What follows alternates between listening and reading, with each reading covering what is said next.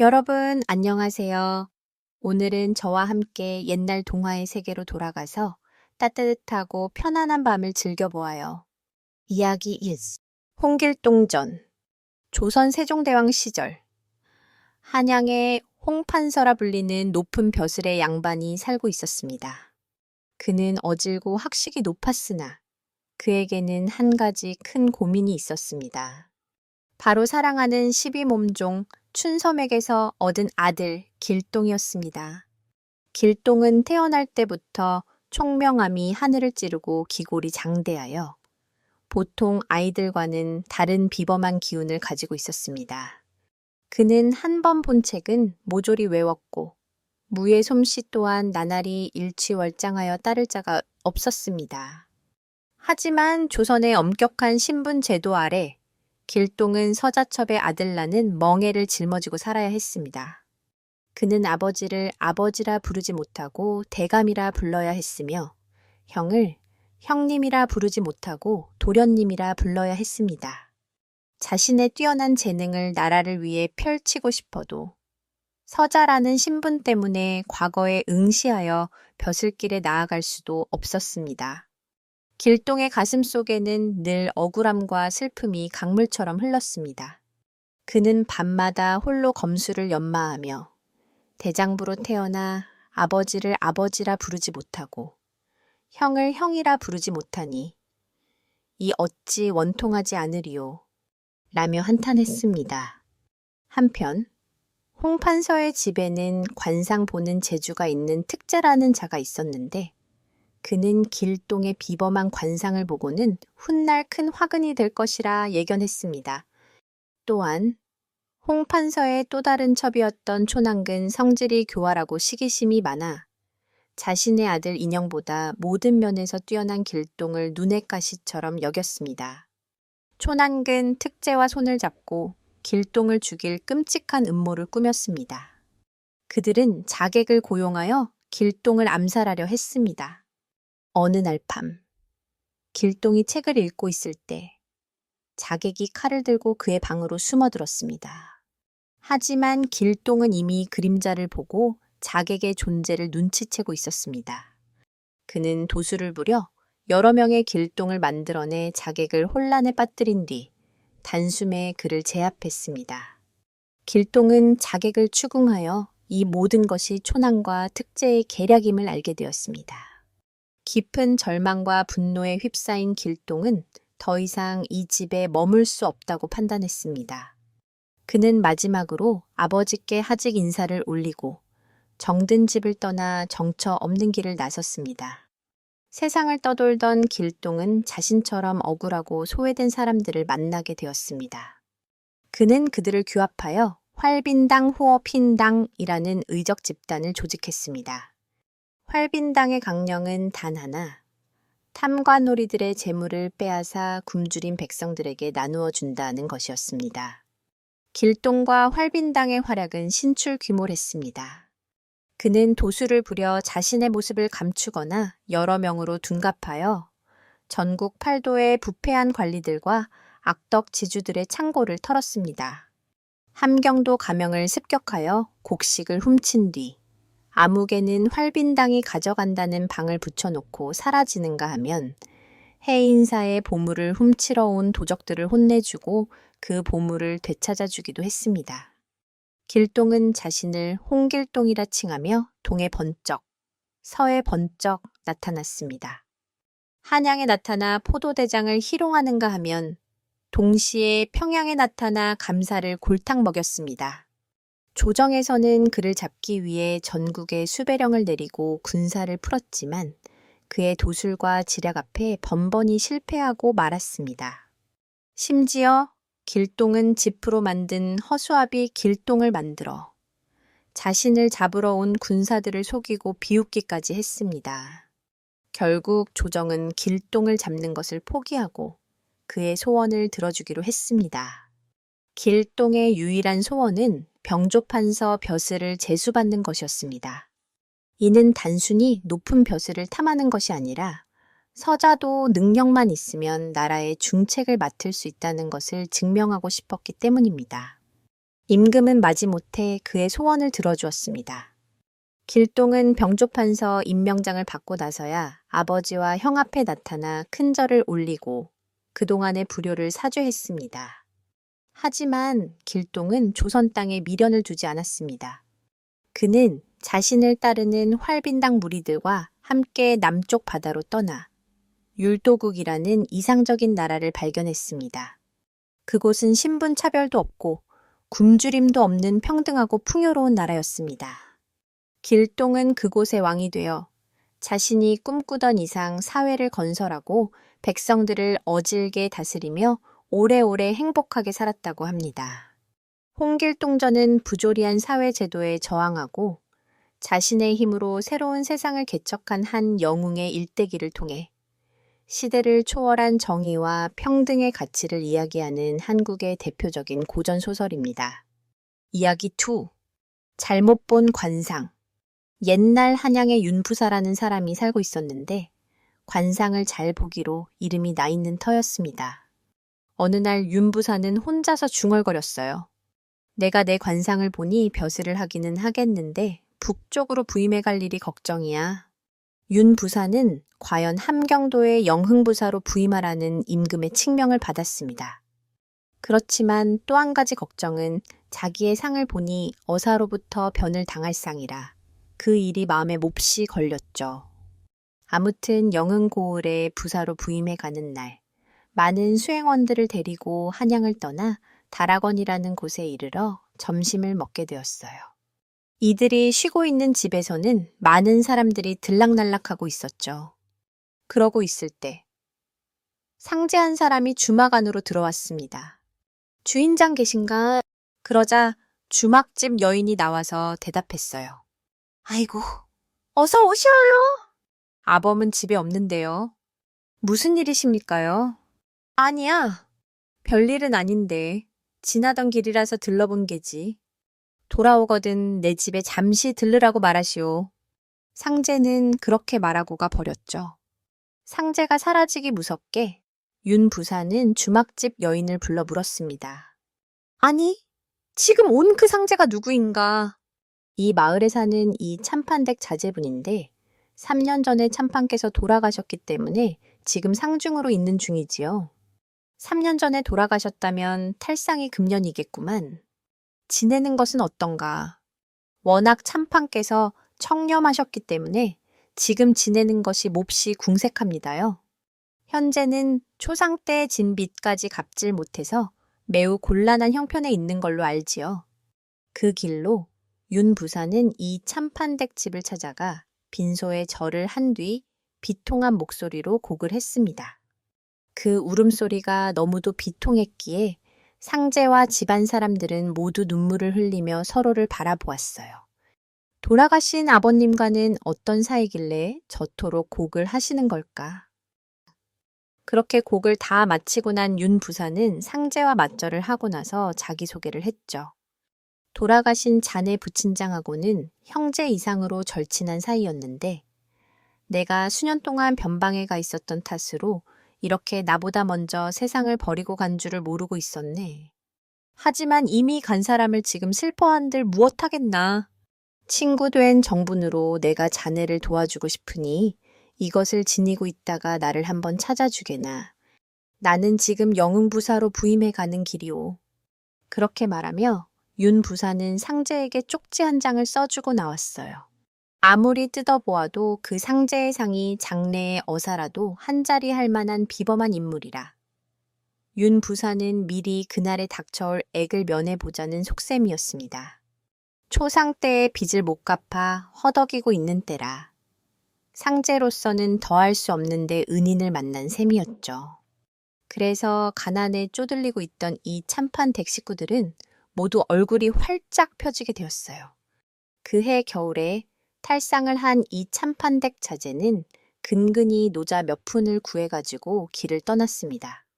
도움을 받을 수 있을까 하여 큰 기대를 가지고 영흥 고을의 윤 부사를 찾아 나선 것이었죠. 그리고 며칠 만에 영흥에 도착해 품에 지니고 간 윤 부사의 쪽지를 문지기에게 보여주었습니다. 파수를 보던 문지기들이 그 쪽지를 보고 두말 않고 그 젊은이를 안에 들여보내주었어요. 관회에 사는 손님 한 분께서 사또나리를 배웠습니다요. 윤 부사는 고개를 들었습니다. 전날 다락원을 지날 때 이 참판 댁 아들 되는 사람에게 써준 쪽지 생각이 되살아났어요. 부사 앞에 불려와 서 있는 사나이는 틀림없이 그때 이 참판 댁에서 본 그 젊은이였죠. 그런데 윤 부사가 그 젊은이를 보고 또 보고 하더니 갑자기 서늘한 목소리로 묻는 거예요. 그대가 누구인가? 예. 전에 저의 집에서 부사님을 만나 뵌 이 참판 댁 아들 되는 사람이옵니다. 그러자 윤 부사가 고함을 버럭 질렀습니다. 뭐라? 이 참판 댁 아들이라고? 나는 이 참판이란 사람의 이름은 들어본 적이 없다. 아니, 저더러 영흥에 찾아오시라며 이런 쪽지까지 써주셨는데 그새 그 일을 잊으셨사옵니까? 응? 어디 보자. 그러더니 윤 부사는 그 쪽지를 받아 펴보고는 짝짝 찢어내던지며 호령을 쳤어요. 허허! 이 미친놈을 당장에 끌어내어 궐 밖으로 내쫓거라.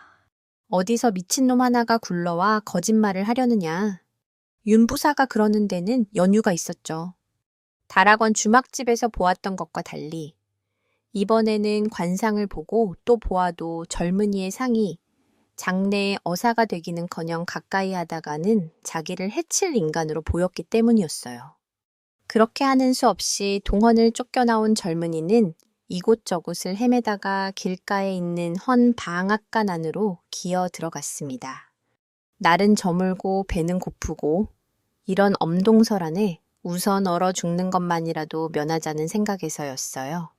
부사의 엄명이 내려진 터라 어느 집도 그를 들여보내주지 않았습니다. 그리고 가지고 나온 여비까지 다 떨어지고 없었어요. 하는 수 한 수 없이 짚을 깔고 앉아서 오들오들 떨고 있으려니 어떤 늙은이 한 사람이 안으로 들어와서 물었죠. 어떤 사람이길래 이 추운 날씨에 이런 곳에 앉아 떨고 있는 거요. 젊은이는 자세를 고쳐 앉으며 사정이 이러하여 하는 수 없이 여기서라도 밤을 새우려고 이러고 있노라고 이야기했습니다.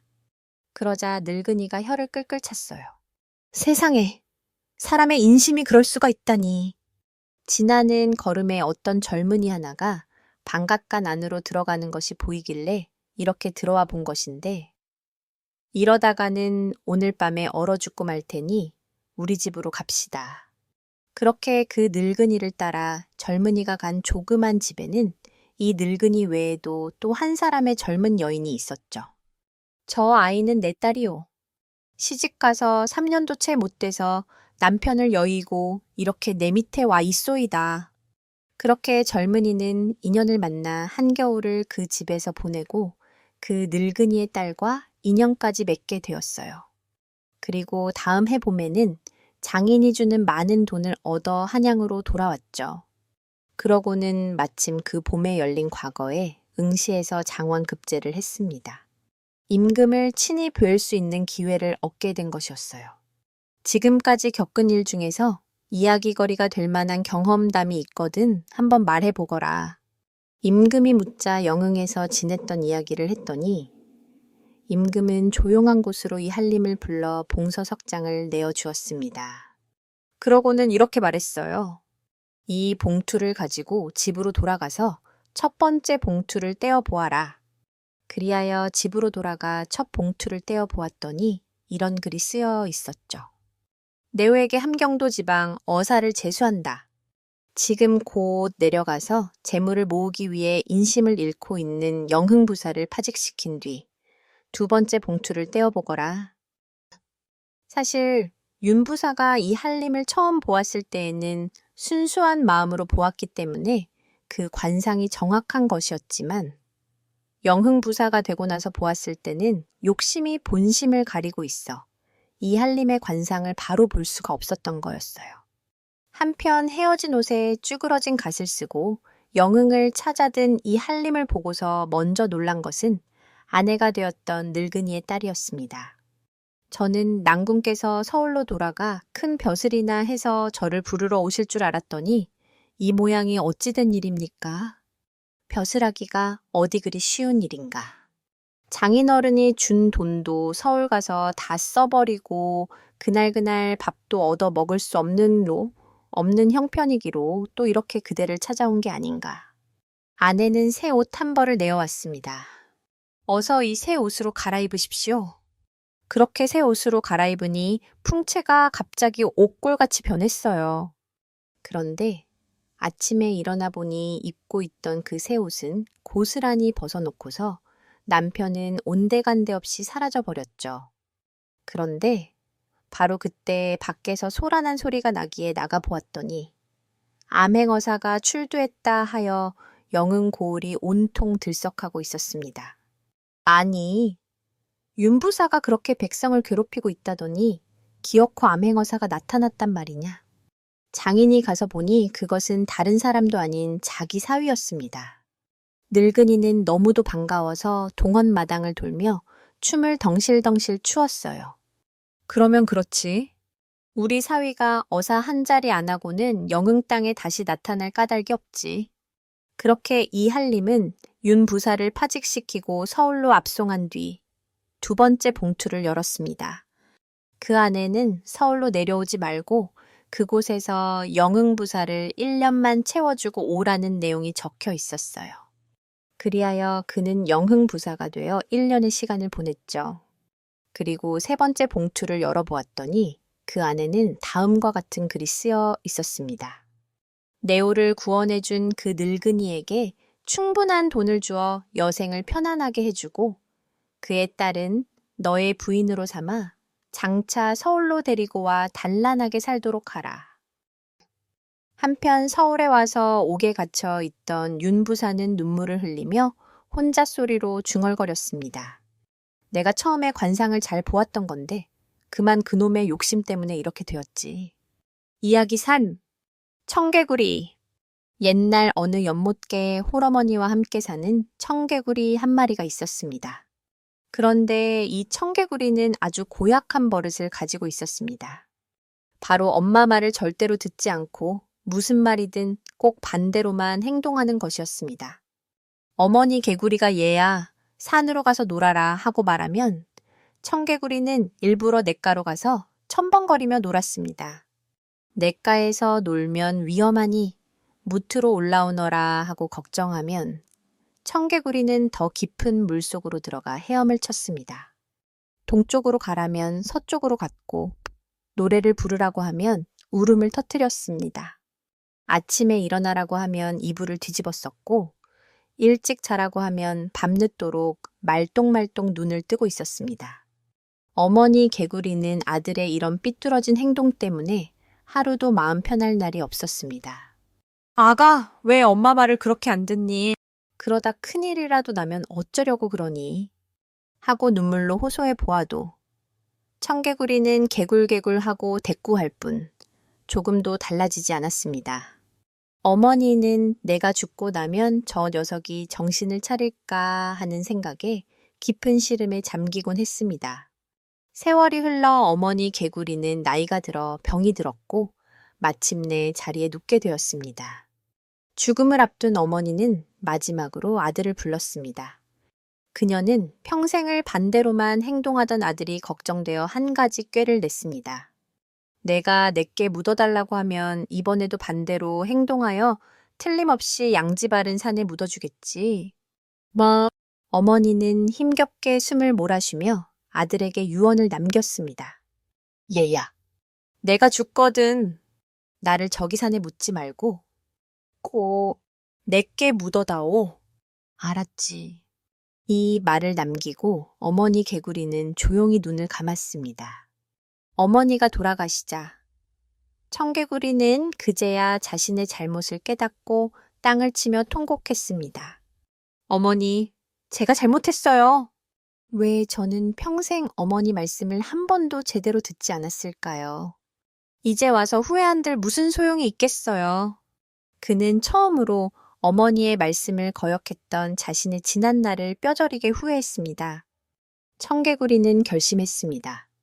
평생 어머니 말씀을 안 들었으니 돌아가신 어머니의 마지막 유언만큼은 꼭 들어드려야겠다. 그것이 내가 할 수 있는 마지막 효도다. 그는 슬픔 속에서도 어머니의 유언대로 무덤을 내게 만들었습니다. 그는 며칠 밤낮으로 흙을 날라 내게 정성껏 어머니의 무덤을 만들고는 그 앞에서 하염없이 눈물을 흘렸습니다. 그런데 며칠 후 장마가 시작되어 비가 이제 억수같이 쏟아지기 시작했습니다.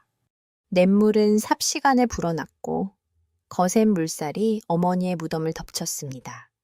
청개구리는 불어나는 냇물을 보며 안절부절 못했습니다. 아이고, 어머니! 네, 이럴 줄 모르고. 어머니 무덤이 떠내려 가겠네. 어머니, 뭐? 청개구리는 어머니의 무덤이 물에 떠내려 갈까봐 비만 오면 냇가로 달려가 개굴, 개굴 하고 목 놓아 울었습니다. 그 울음소리는 마치 어머니, 죄송해요. 제가 잘못했어요. 하고 외치는 것처럼 구슬프게 들렸습니다. 그 후로 세상의 모든 청개구리들은 비가 오는 날이면 물에 떠내려가는 어머니의 무덤이 걱정되어 개굴, 개굴하고 슬피 운다고 합니다. 이 이야기는 살아계실 때 부모님께 효도하지 않으면 돌아가신 후에 아무리 후회해도 소용없다는 깊은 교훈을 우리에게 전해주고 있습니다. 이야기 서무. 3년고개. 옛날 어느 마을에 3년고개라고 불리는 아주 이상한 고개가 있었습니다. 그 고개에는 무서운 전설이 하나 내려오고 있었는데 바로 그 고개에서 넘어지면 딱 3년밖에 살지 못한다는 것이었습니다. 그래서 마을 사람들은 그 고개를 지날 때면 행여나 넘어질세라 아기 걸음 걷듯이 조심조심 다녔습니다. 이 마을에 마음씨는 착하지만 조금은 겁이 많은 한 할아버지가 살고 있었습니다. 어느 날 할아버지는 이웃 마을 잔칫집에 갔다가 거나하게 술에 취해 집으로 돌아오고 있었습니다. 기분 좋게 노래를 부르며 걷던 할아버지는 그만 깜빡 잊고 3년 고개를 넘게 되었습니다. 그것도 모르고 비틀거리며 걷던 할아버지는 그만 발을 헛디뎌 고갯마루에서 크게 넘어지고 말았습니다. 아이고, 넘어진 순간 할아버지의 술이 확 깼습니다. 내가 지금 어디서 넘어졌지? 아, 여긴 3년 고개잖아. 이 사실을 깨달은 할아버지의 얼굴은 새하얗게 질렸습니다. 이제 나는 3년밖에 못 사는구나. 아이고, 내 팔자야. 할아버지는 그날부터 깊은 절망에 빠졌습니다. 할아버지는 식음을 전폐하고 자리에 누워 앓기 시작했습니다. 맛있는 음식을 가져다 주어도 3년밖에 못 살 텐데 먹어서 무엇하리 하며 고개를 저었고 재미있는 이야기를 해주어도 이제 곧 죽을 몸인데 웃어서 무엇하리 하며 한숨만 내쉬었습니다. 할아버지의 건강은 날이 갈수록 나빠졌고 얼굴은 해골처럼 앙상해졌습니다. 마을 사람들은 모두 할아버지가 정말로 3년 안에 죽을 것이라고 생각하며 안타까워했습니다. 이 소문은 마을의 똑똑하고 지혜로운 한 소년의 귀에까지 들어갔습니다. 소년은 할아버지가 걱정되어 문병을 갔습니다. 소년은 절망에 빠져 있는 할아버지에게 말했습니다. 할아버지, 걱정 마세요. 제가 할아버지를 3년이 아니라 30년, 아니 300년 넘게 사실 수 있는 방법을 알려드릴게요. 죽을 날만 기다리던 할아버지는 소년의 말에 귀가 번쩍 뜨였습니다. 얘야, 그게 정말이냐? 그런 방법이 있다면 내 전 재산을 다 주어도 아깝지 않다. 소년은 빙그레 웃으며 말했습니다. 할아버지, 지금 당장 저를 따라 3년 고개로 가시지요. 할아버지는 반신반의하며 소년을 따라 3년 고개로 갔습니다. 고개에 도착하자 소년은 할아버지에게 말했습니다. 할아버지, 여기서 한 번 넘어지면 3년을 산다고 했지요. 그럼 2번 넘어지면 6년을 살고 3번 넘어지면 9년을 살게 되는 것 아닐까요? 그러니 여기서 계속 넘어지시면 앞으로 수백 년은 더 사실 수 있을 거예요. 그 말을 듣는 순간 할아버지의 얼굴에 환한 빛이 돌아왔습니다. 아니, 그렇구나. 내가 왜 그 간단한 생각을 못했을까? 할아버지는 무릎을 탁 치며 기뻐했습니다. 그는 소년의 말대로 일부러 3년 고개에서 대굴대굴 구르기 시작했습니다. 한 번 구르고는 이제 6년이다 하고 외쳤고 또 구르고는 이제 9년이다 하며 신나게 웃었습니다. 그날 이후 할아버지는 병석에서 훌훌 털고 일어났습니다. 그는 더 이상 죽음에 대한 두려움에 떨지 않았고 오히려 앞으로 살아갈 수많은 날들에 대한 희망으로 가득 찼습니다. 할아버지는 예전보다 더 건강하고 활기차게 오래오래 행복하게 살았다고 합니다. 이 이야기는 모든 것은 마음먹기에 달려있다는 소중한 교훈을 줍니다. 똑같은 상황이라도 어떻게 생각하느냐에 따라 그것이 절망이 될 수도 있고 희망이 될 수도 있다는 것을 재미있게 보여주는 지혜로운 이야기입니다. 이야기 빨간 부채, 파란 부채. 옛날 어느 상월 마을에 마음씨는 착하지만 하는 일마다 실패만 하는 가난한 총각이 살았습니다. 어느 무더운 여름날, 나무를 하러 산에 갔던 총각은 너무 덥고 지쳐서 커다란 나무 그늘 아래에서 깜빡 잠이 들었습니다. 한참을 자고 일어난 총각은 옆에 놓여있는 이상한 물건을 발견했습니다. 바로 빨간 부채와 파란 부채였습니다. 신기하게 생긴 부채를 들고 더위를 식히기 위해 빨간 부채를 붙여보았습니다. 그러자 이게 웬일입니까? 갑자기 그의 코가 하늘을 찌를 듯이 쭉쭉 길어지는 것이었습니다. 깜짝 놀란 총각이 이번에는 파란 부채를 붙이자 길어졌던 코가 다시 원래대로 줄어들었습니다. 총각은 신기한 보물을 얻었다는 생각에 신이 났습니다. 그는 이 부채들을 이용해 돈을 벌어야겠다고 생각했습니다. 그는 마을에서 가장 큰 부잣집을 찾아갔습니다. 그리고는 하인들에게 내가 당신의 대감님의 코를 하늘까지 닿게 할 수 있소라고 큰소리쳤습니다. 부자는 코웃음을 치며 네가 만약 그런 재주가 있다면 내 재산의 절반을 주겠지만 만약 실패하면 네 목숨을 내놓아야 할 것이다 라고 말했습니다. 총각은 자신만만하게 내기에 응했습니다. 그는 부자가 낮잠을 자는 틈을 타 몰래 방으로 들어가 빨간 부채를 살살 붙였습니다. 그러자 정말로 부자의 코가 창문을 뚫고 하늘 높이 솟아올랐습니다. 온 마을이 발칵 뒤집혔습니다. 부자는 코 때문에 고통스러워하며 울부짖었고 유명한 의원들을 모두 불렀지만 아무도 코를 줄일 방법을 찾지 못했습니다. 그때 총각이 나타나 내가 저 코를 원래대로 돌려놓을 수 있소 라고 말했습니다.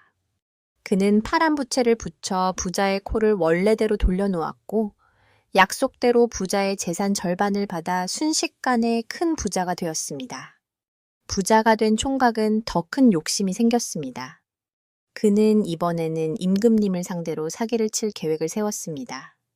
그는 궁궐로 찾아가 공주님의 코를 길게 만들었다가 줄여주고 더 큰 부자가 되겠다고 마음먹었습니다. 그는 몰래 궁궐에 잠입하여 잠자는 공주님의 코에 빨간 부채를 붙였습니다. 공주님의 코는 하늘 높이 솟아올랐고 궁궐은 온통 난리가 났습니다. 임금님은 나라의 모든 의원들을 불렀지만 소용이 없었습니다. 총각은 이번에도 의원인 척 나타나 자신이 고칠 수 있다고 말했습니다. 그가 파란 부채를 붙이자 공주님의 코는 다시 원래대로 돌아왔습니다. 임금님은 기뻐하며 총각을 부마로 삼겠다고 약속했습니다. 부마가 될 생각에 들뜬 총각은 욕심을 부려 공주님의 코를 다시 한번 길게 만들어 하늘나라의 옥황상제까지 놀라게 해주어야겠다고 생각했습니다. 그가 빨간 부채를 힘껏 붙이자 공주님의 코는 구름을 뚫고 하늘나라까지 닿았습니다. 그런데 이게 웬일입니까? 하늘나라에서는 마침 옥황상제의 궁궐을 수리하고 있었습니다. 일하던 천상의 목수들은 하늘로 솟아오른 공주님의 코를 보고는 웬 기둥이냐? 마침 잘 됐다. 저 기둥에 대들보를 묶자 하며 코를 기둥에 단단히 묶어버렸습니다. 땅에서는 총각이 아무리 파란 부채를 붙여도 코가 줄어들지 않았습니다. 오히려 부채를 붙일수록 코에 묶인 총각의 몸이 하늘로 딸려 올라가기 시작했습니다. 아이고, 사람 살려! 총각은 비명을 지르며 하늘로 솟구쳐 올라갔고 결국 땅으로 떨어져 크게 다치고 말았습니다. 그의 욕심이 결국 스스로를 파멸로 이끈 것입니다. 이 이야기는 신기한 능력을 좋은 데 쓰지 않고 욕심을 부리면 결국에는 큰 화를 당하게 된다는 교훈을 줍니다. 이야기국 수다쟁이 아내와 금항아리. 옛날 아주 먼 옛날 어느 시골 마을에 말수가 거의 없는 나무꾼 아저씨가 살고 있었습니다. 이 아저씨는 하루 종일 나무를 해와도 한마디 말이 없었어요. 그런데 그 아저씨에게는 완전히 반대 성격의 아내가 하나 있었죠. 여보, 오늘 산에서 나무하느라 힘들었지요. 아, 그런데 말이에요. 제가 오늘 장터에 갔더니, 글쎄. 아내는 아침에 눈 뜨자마자 입을 열고 밤에 잠을 잘 때까지 수다를 멈추지 않았습니다. 마을 사람들은 그런 그녀를 두고 수다쟁이 아주머니라고 불렀죠. 그러던 어느 날 아저씨가 조용히 밥을 먹으며 생각했어요.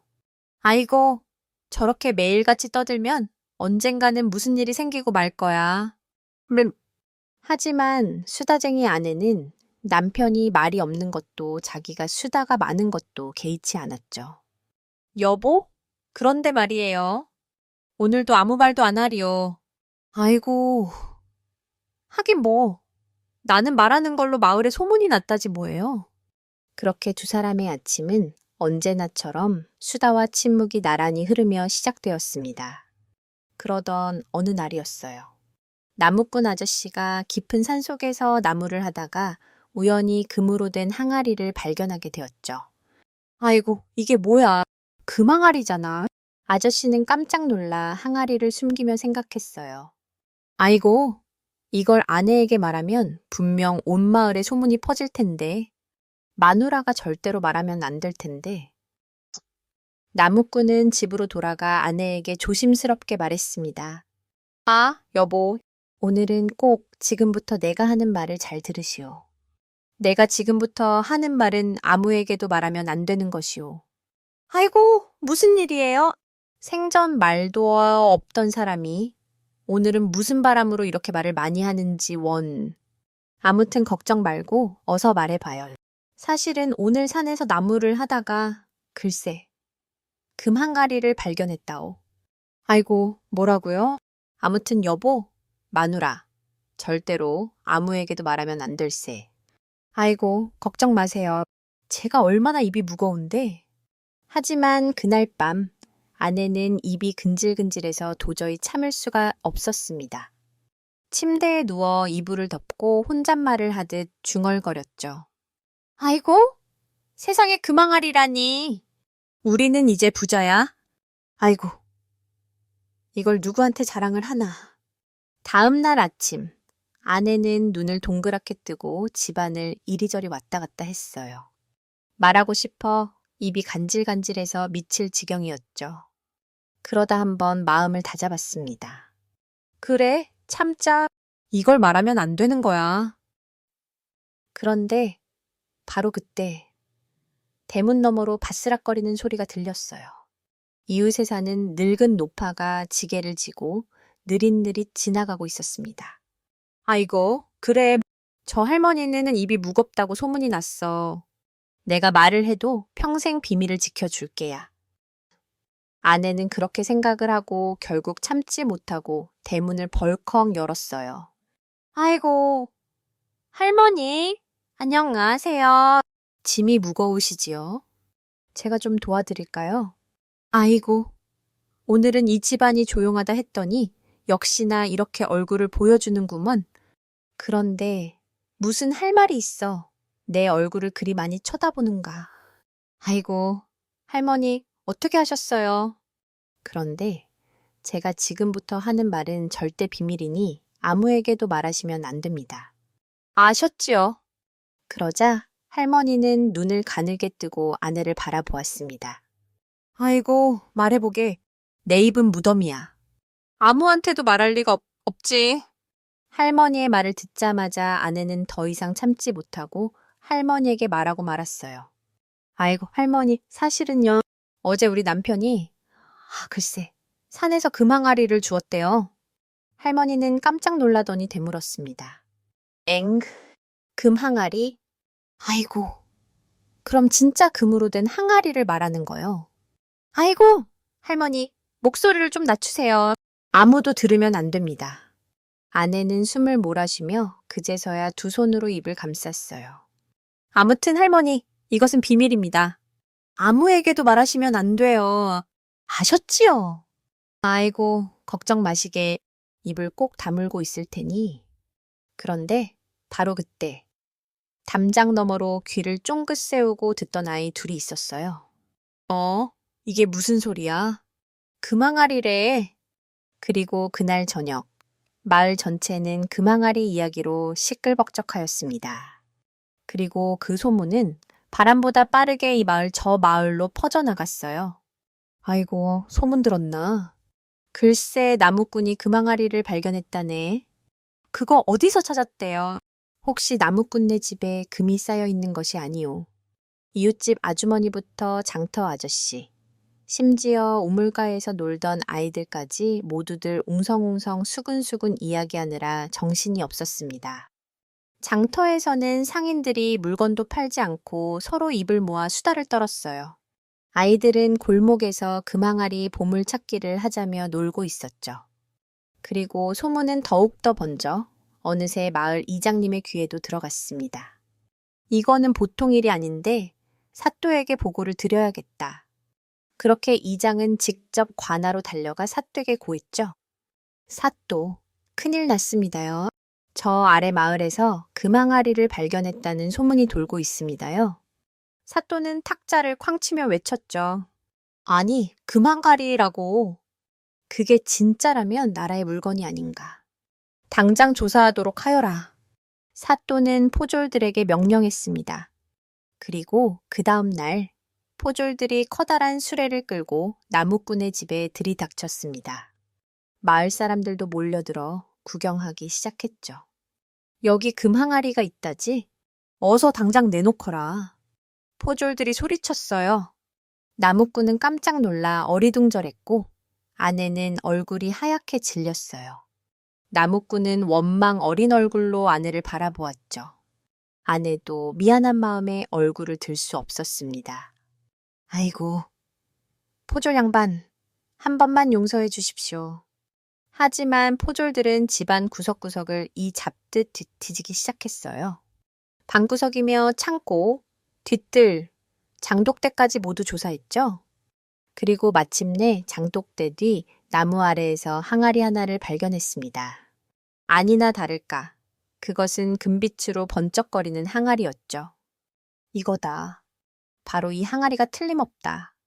그런데 포졸들이 자세히 보니 그것은 금으로 된 것이 아니라 금빛 칠을 한 낡은 항아리였어요. 에이, 이게 뭐야? 금항아리라더니 그냥 금칠한 항아리잖아. 포졸들은 어이없어하며 사또에게 보고했습니다. 사또도 어이가 썩 고래고래 소리를 쳤죠. 이게 무슨 짓들인가. 헛소문에 다 같이 놀아나다니. 마을 사람들도 모두 허탈해하며 수다쟁이 아주머니를 어이없게 쳐다보았습니다. 아내는 쥐구멍이라도 들어가고 싶었어요. 아이고, 내가 왜 그랬을까? 사실 이 모든 일은 나무꾼이 꾸민 일이었습니다. 아무 말이나 거침없이 해대는 아내가 걱정되어 이참에 버릇을 단단히 고쳐주리라 마음먹었던 거예요. 그날 이후 나무꾼의 집은 아주 조용해졌어요. 그리고 마을 사람들도 다시는 아무 말이나 믿지 않게 되었습니다. 그날 밤 아내는 남편이 말이 없던 이유도 조용히 살아가던 사람들의 마음도 이제는 조금 알 것 같았습니다. 그런데 그 순간 방 안에서 남편이 국을 드는 소리가 들렸죠. 잠시 후 나무꾼은 아무 말 없이 김이 모락모락 나는 국 한 그릇을 아내에게 건넸어요. 어서 먹게. 그 짧은 한마디가 아내에게는 커다란 위로가 되었습니다. 아내는 울컥하며 눈물을 글썽였어요. 여보, 미안해요. 이제는 제가 말을 조심하겠습니다. 그리고 그날 밤 두 부부는 처음으로 아무 말도 없이 밥을 먹었죠. 그리고 그날 이후 수다쟁이 아내는 전처럼 수다를 떨지 않았어요. 아침이면 남편에게 밥을 내어주고 조용히 마당을 쓸고 하늘을 올려다보는 시간이 많아졌습니다. 그런데 마을 사람들이 이상하게 여겼어요. 수다쟁이 아주머니가 말이 없어졌대. 아이고, 혹시 병이 난 게 아니야? 하지만 수다쟁이 아내는 그저 부드럽게 웃을 뿐 아무 대꾸도 하지 않았습니다. 이제는 말하는 것보다 사람들의 말을 듣는 것이 더 즐거워졌어요. 그렇게 시간이 흘러 가을이 깊어갈 무렵이었죠. 벼가 황금빛으로 익어갈 무렵. 그 마을엔 이상하게 비가 거의 오지 않았어요. 우물은 바닥을 드러냈고 밭은 쩍쩍 갈라져 사람들의 얼굴에도 그늘이 드리워졌죠. 그런데 이상하게도 나무꾼네 밭은 푸르고 싱싱한 거예요. 고추는 빨갛게 익어가고 배추와 무는 튼실하게 자라고 있었습니다. 아이고, 세상에, 저 집은 어떻게 저리 잘 자라나? 엥? 그 집 아주머니가 말을 안 하니 하늘이 감동했나. 마을 사람들은 반은 농담처럼 반은 진심으로 수군대기 시작했죠. 그러던 어느 날 이장이 직접 찾아와 아내에게 물었습니다. 아니, 수다쟁이 아주머니, 무슨 비결이 있어 이렇게 농사가 잘 되는 것이오? 그러자 아내가 수줍게 웃으며 말했어요. 아이고, 별거 없습니다. 그저 서로를 아끼고 말을 아꼈더니 서로에 대한 믿음이 커지더이다. 그래서 묵묵히 내 할 일을 잘했더니 좋은 일이 계속해서 생기는 거지요. 그렇게 수다쟁이 아내의 말은 마을 사람들의 마음을 움직이기 시작했어요. 그리고 그날 밤 아내는 남편에게 조심히 다가가 말했죠. 여보, 나는 이제 알겠습니다. 말이 많다고 지혜로운 것도 아니고 조용하다고 모르는 것도 아니라는 걸요. 그렇게 그들의 집에는 말은 줄었지만 웃음은 훨씬 더 많아졌어요. 서로를 바라보는 눈빛에는 이해와 애정이 가득했습니다. 그 후로 마을에는 평화로운 변화가 찾아왔죠.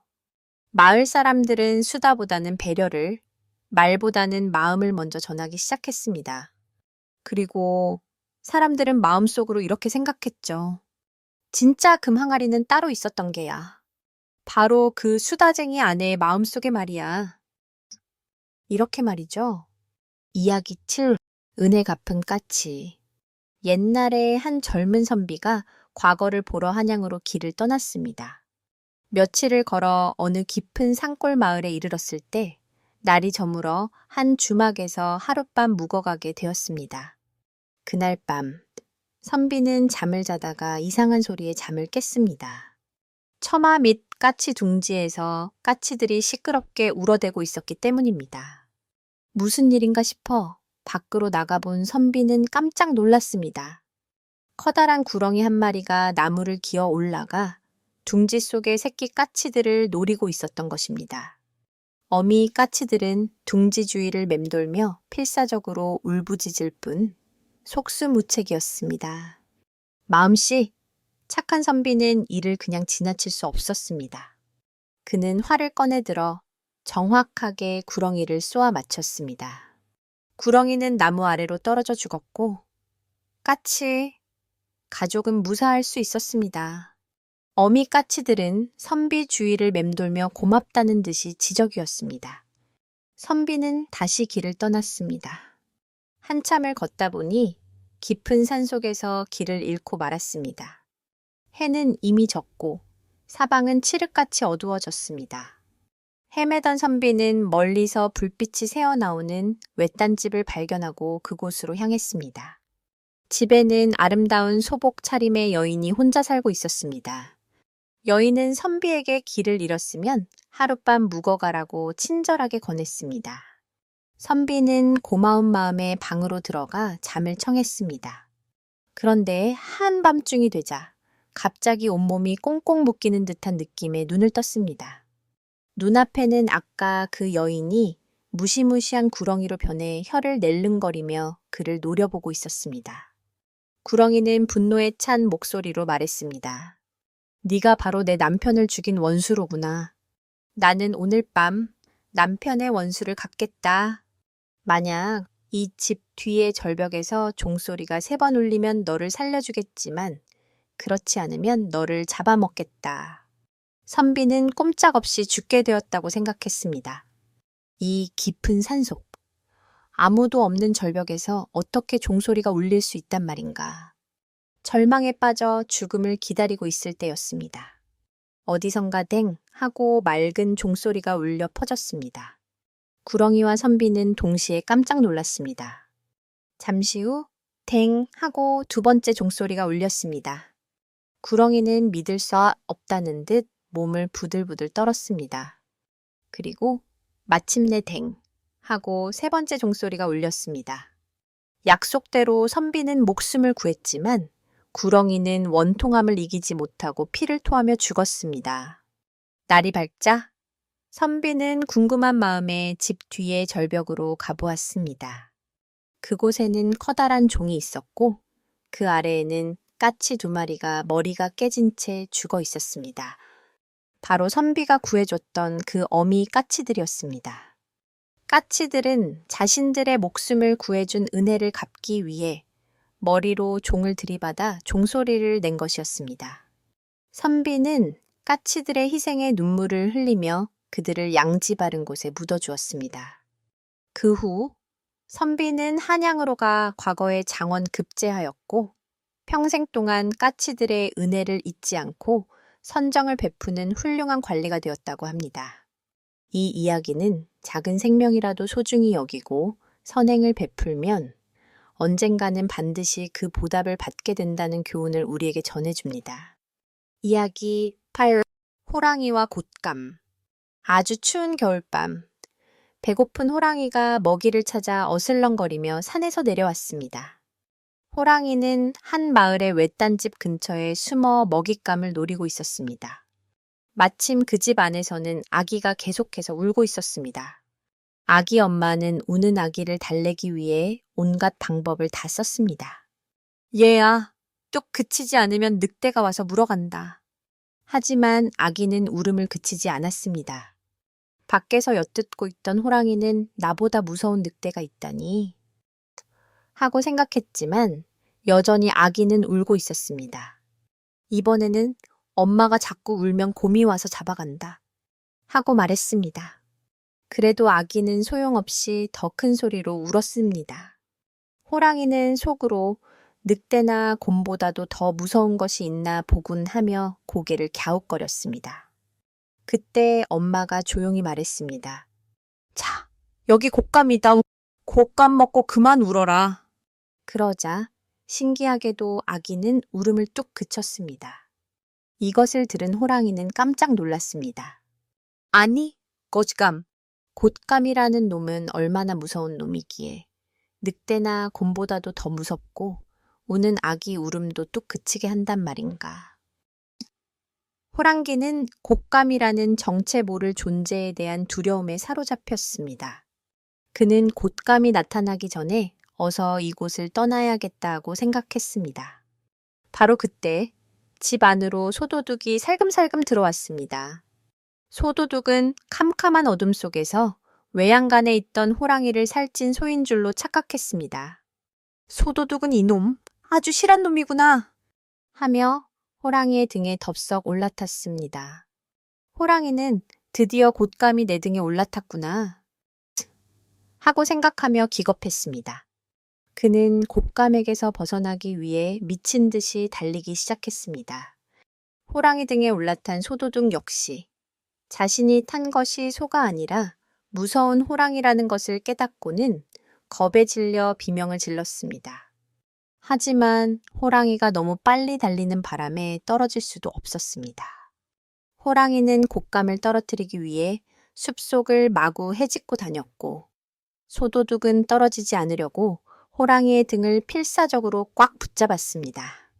날이 밝아올 무렵 호랑이가 커다란 나무 아래를 지날 때 소도둑은 재빨리 나뭇가지 위로 몸을 피했습니다. 등에서 곶감이 사라지자 호랑이는 뒤도 돌아보지 않고 더 깊은 산속으로 도망쳐 버렸습니다.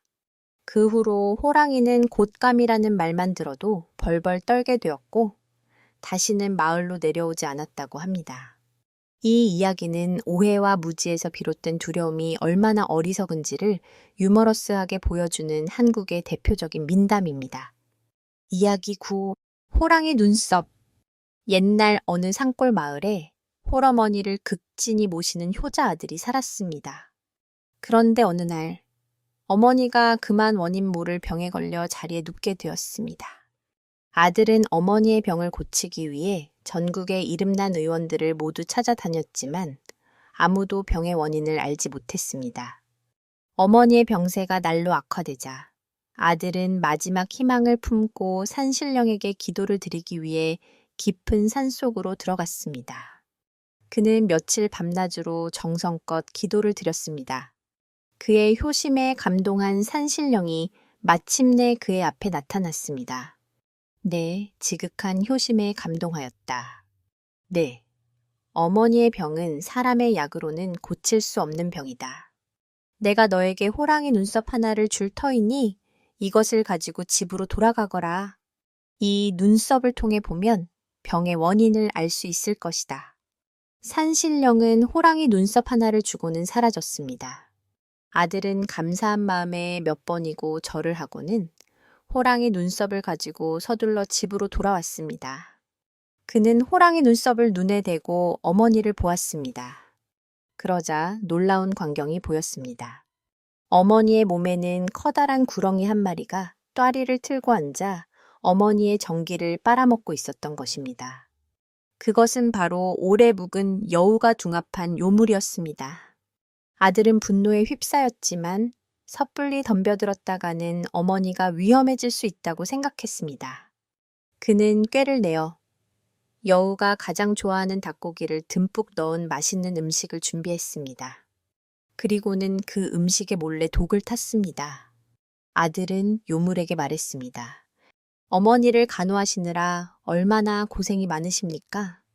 제가 정성껏 음식을 준비했으니 이것이라도 드시고 기운을 차리십시오. 아무것도 모르는 여우는 아들이 주는 음식을 의심 없이 받아 먹었고 결국 독 때문에 고통스러워하며 본래의 모습인 늙은 여우로 변해 죽고 말았습니다. 요물이 사라지자 어머니의 병은 씻은 듯이 나았습니다. 아들은 기뻐하며 산신령의 은혜에 감사했습니다. 그는 호랑이 눈썹을 소중히 간직했습니다. 그 후 아들은 호랑이 눈썹을 통해 세상의 다른 것들도 보기 시작했습니다. 그러자 그는 이전에는 보지 못했던 것들을 볼 수 있게 되었습니다. 부자인 척 거들먹거리는 김 부자는 사실 빚더미에 앉은 돼지 요괴로 보였고 인자한 척하는 이웃집 할머니는 사람의 간을 노리는 족제비 요괴로 보였습니다. 아름다운 기생은 남자의 정기를 빨아먹는 진의 요괴였고 힘센 장수는 사실 겁 많은 토끼였습니다. 처음에는 신기하고 재밌었지만 날이 갈수록 아들은 혼란스럽고 괴로워졌습니다.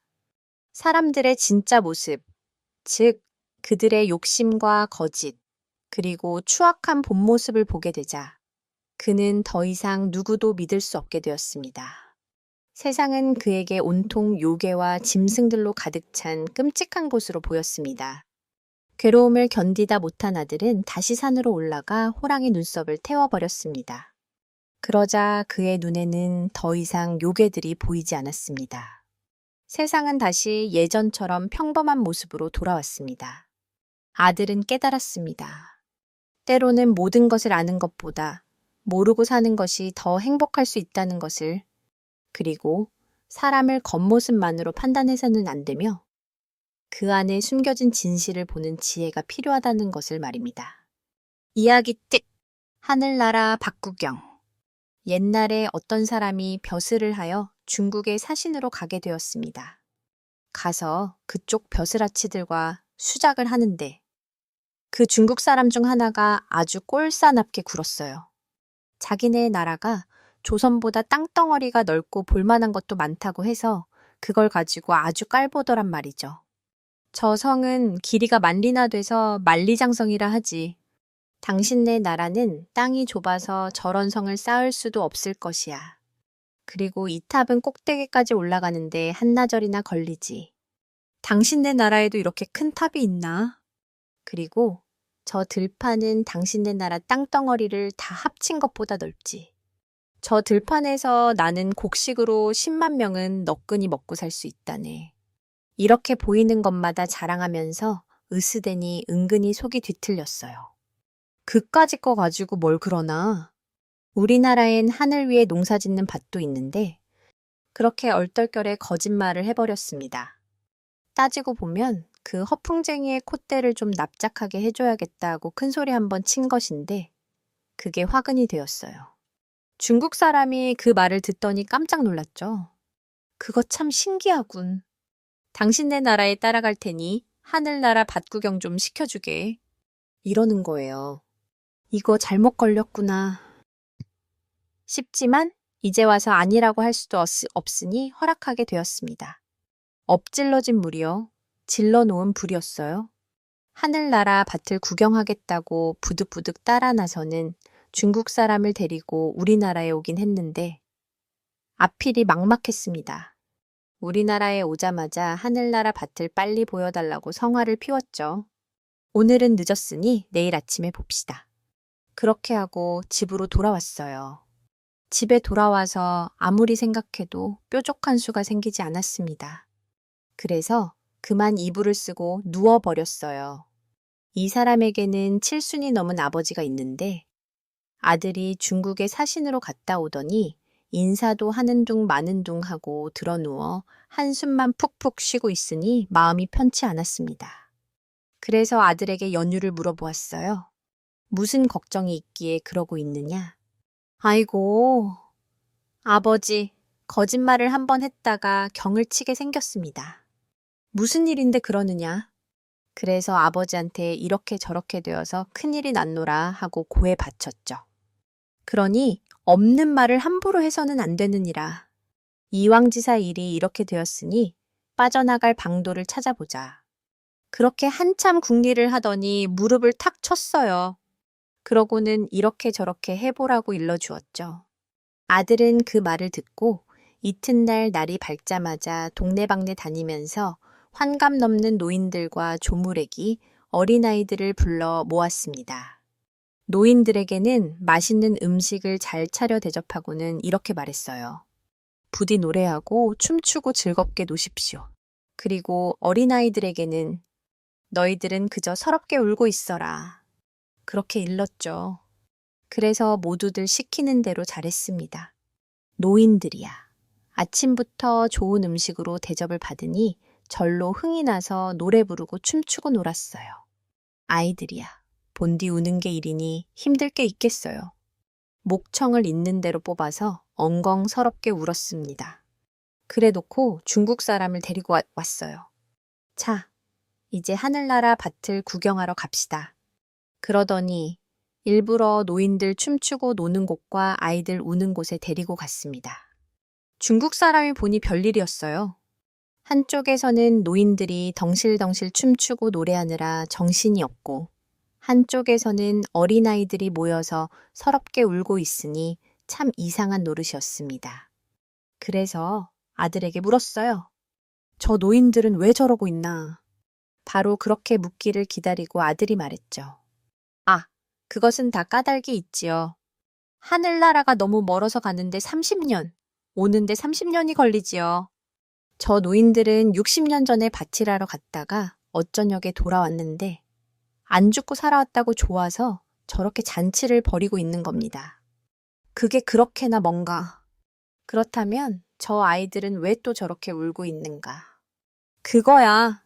이제 가면 60년 뒤에나 돌아올 테니 그게 서러워서 저렇게 울고 있지요. 그 말을 듣고 중국 사람은 깜짝 놀랐습니다. 에이, 가는데 30년, 오는데 30년이라고.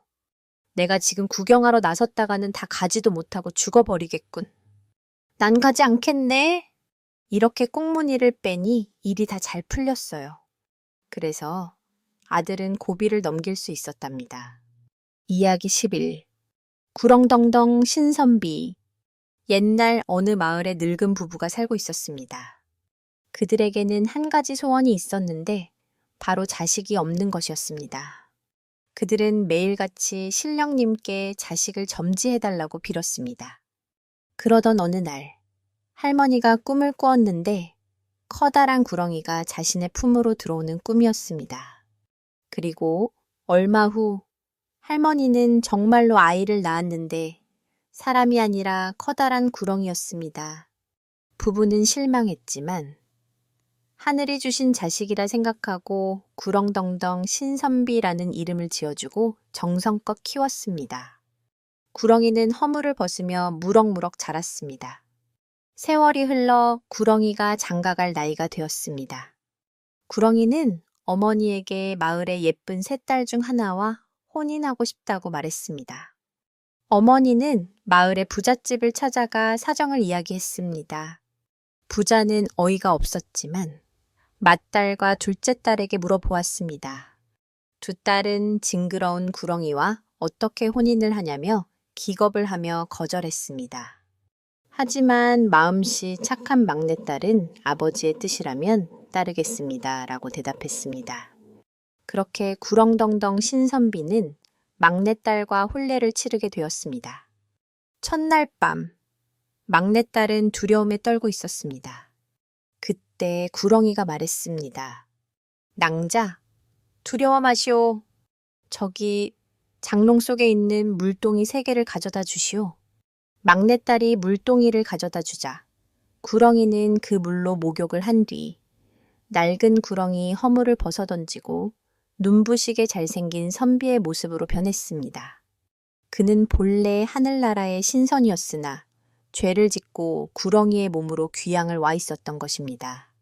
아내는 기뻐하며 남편과 행복한 나날을 보냈습니다.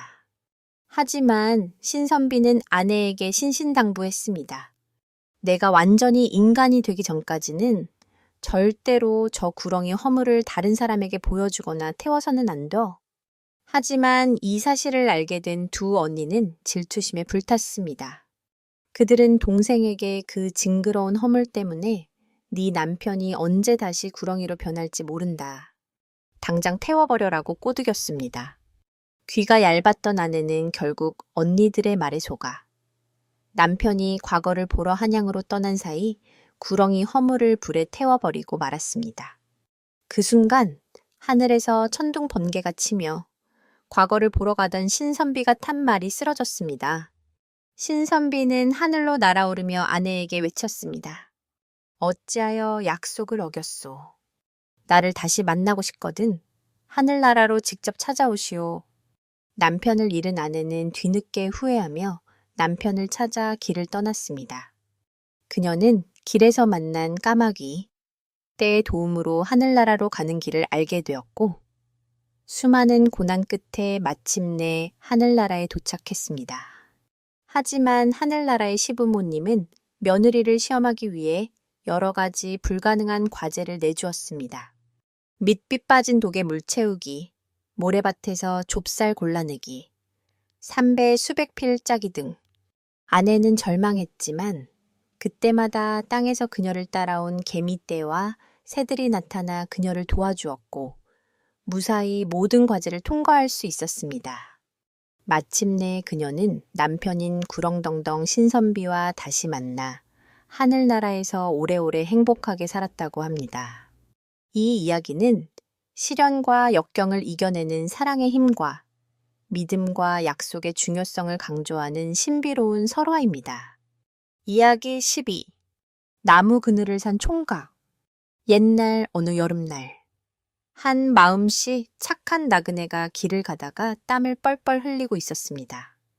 햇볕은 뜨겁고 길은 멀어 그는 잠시 쉬어갈 곳을 찾고 있었습니다. 마침 길가에 커다란 느티나무 한 그루가 시원한 그늘을 만들어주고 있었습니다. 나그네는 마침 잘됐다 하며 그 나무 그늘 아래에 앉아 땀을 식혔습니다. 바로 그때 욕심 많고 심술궂은 한 부자가 나타나 소리쳤습니다. 여보시오, 남의 나무 그늘에서 허락도 없이 뭐 하는 짓이오. 당장 돈을 내시오. 나그네는 어이가 없었습니다.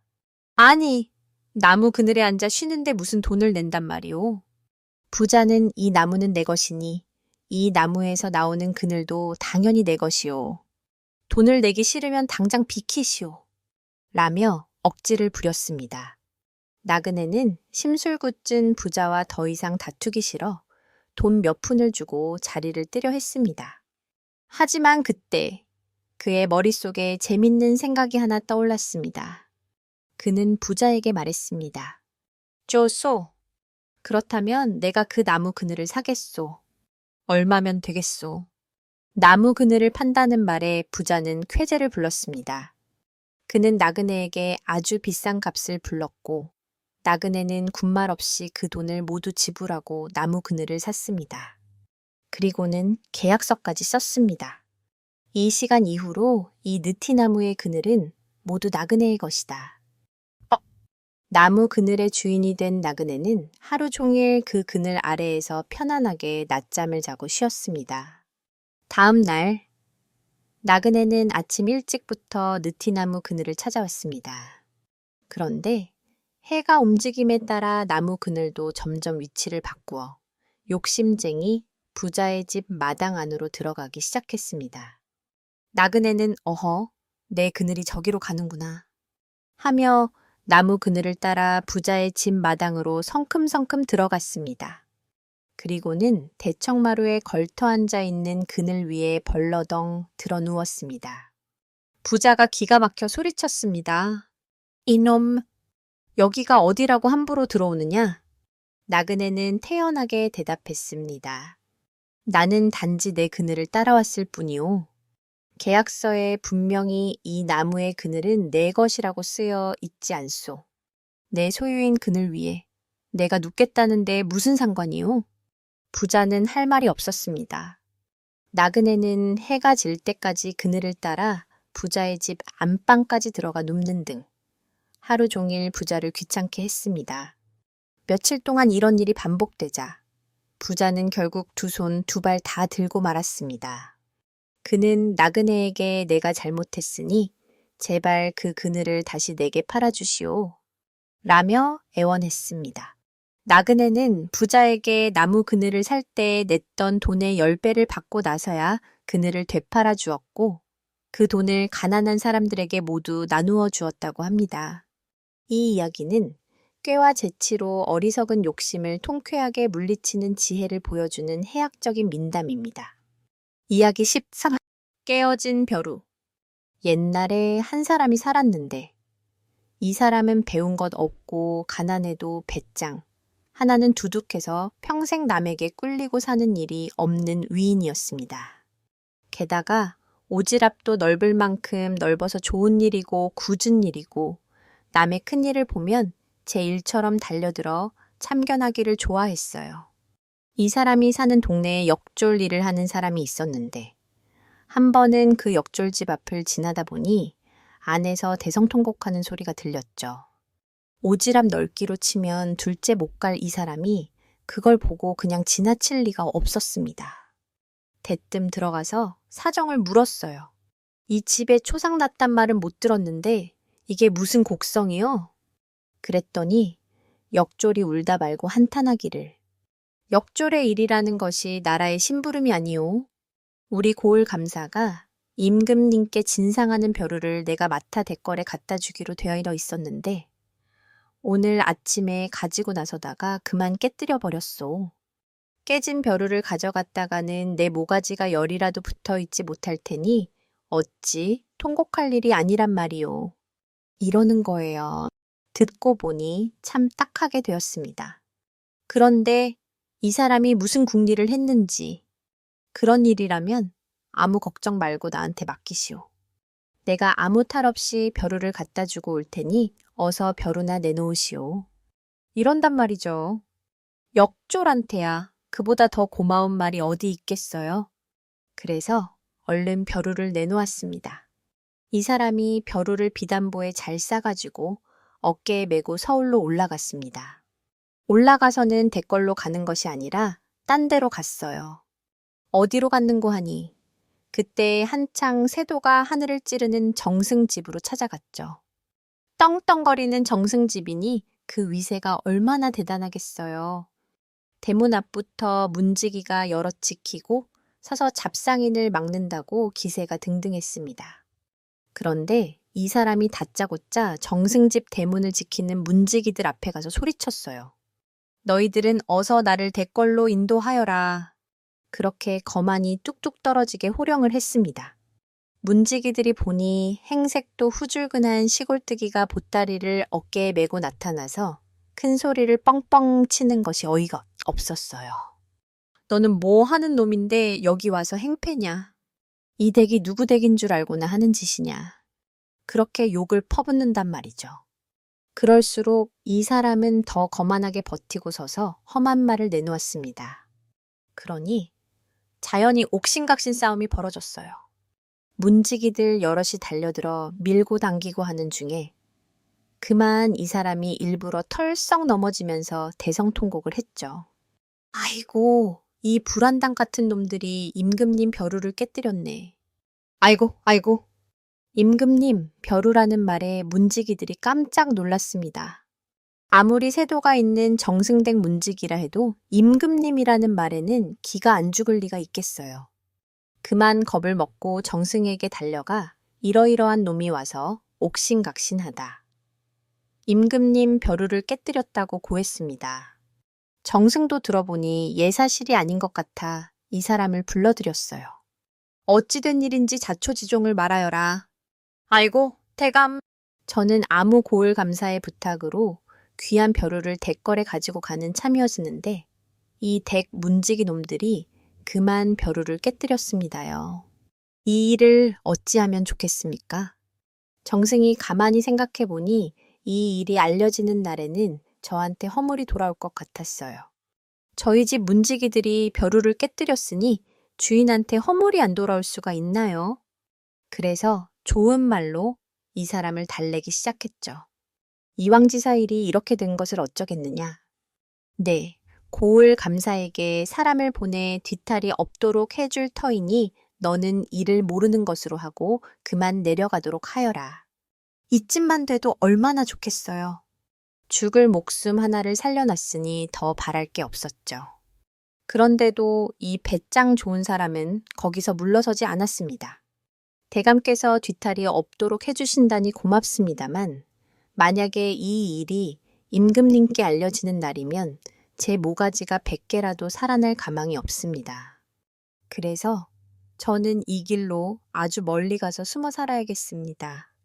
그런데 당장 노자가 없어 한 걸음도 뗄 수가 없으니 어찌하면 좋습니까? 이러고 능청을 떨었죠. 그러니 정승이 어떻게 하겠어요? 돈이나 넉넉히 쥐어줄 수밖에요.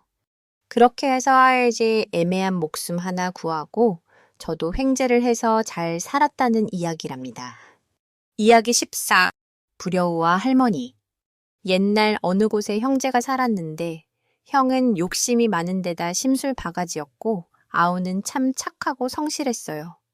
그렇게 형제가 살다가 아버지 어머니가 다 돌아가시고 나니 형이 유산을 혼자서 다 차지하고 아우한테는 쌀아기 한 톨도 주지 않았죠. 그러니 아우는 어떻게 살겠어요? 먹고 살 길이 없으니 장사길로 나섰습니다. 그래서 소금 장사를 시작했어요. 소금짐을 지고 골골마다 다니면서 소금을 파는데 그러다 보니 길에서 날이 저물 때가 한두 번이 아니었습니다. 길 가다가 날이 저물면 아무 데서나 한 데서 자고 그렇게 돌아다녔어요. 하루는 산속에서 날이 저물어 어떤 무덤개에서 잠을 잤는데 한참 잘 자고 새벽녘이나 되어 일어나 보니 어디서 박박하고 이상한 소리가 들렸습니다. 가만히 들어보니 바가지 긁는 소리 같은데 그게 한참 소리가 나다가 그치고 또 조금 뒤에 소리가 다시 나고 이러기를 반복했어요. 무슨 일인가 하고 가망하만 소리 나는 쪽으로 가서 숲을 헤치고 보니까 솔밭 속에서 여우가 그러고 있는 거예요. 뭘 가지고 그러는 거 하니 사람의 해골바가지를 발톱으로 긁고 있었습니다. 그런데 박박 긁어가지고는 제 머리에다 써보고 잘 안 맞으니 또 박박박 긁어내고 계속해서 이런단 말이죠. 그렇게 날이 부옇게 새도록 해골바가지를 긁어내더니 이제 머리에 맞는지 그것을 쓰고 제주를 3번 팔딱팔딱 넘으니 사람이 되었어요. 그렇게 머리가 허연 할머니가 되어서 지팡이를 짚고 슬슬 걸어갔죠. 여우가 해골바가지를 뒤집어 쓰고 사람으로 둔갑을 해놨으니 저게 어디 가서 무슨 못된 짓을 할지 누가 알겠어요. 아우는 소금짐을 지고 가만가만 그 뒤를 따라갔습니다. 따라가 보니 고개를 하나 넘어 그 아래 마을로 썩 들어갔어요.